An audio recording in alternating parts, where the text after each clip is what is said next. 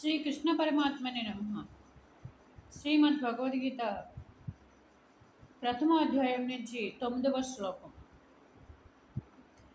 అన్యే చ బహవః శూర మదర్దే త్వక్త జీవితః నానా శాస్త్ర ప్రహారాణః సర్వే యుద్ధ విశారదః. ఇక్కడ దుర్యోధనుడు తన కురు సేనాపతి అయిన ద్రోణుడితో ఇలా చర్చిస్తున్నాడు.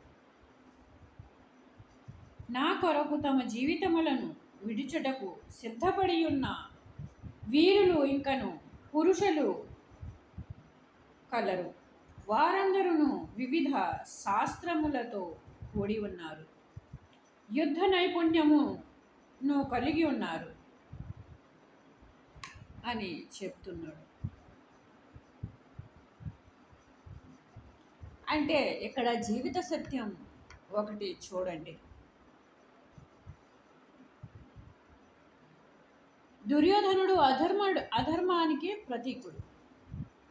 అధర్మాన్ని సమర్థించటానికి ఎంతో మంది వీరులు శూరులు.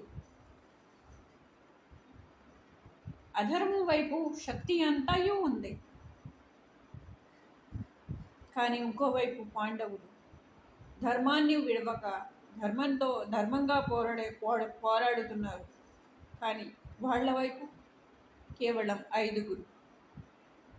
ఐదుగురు యోధులు.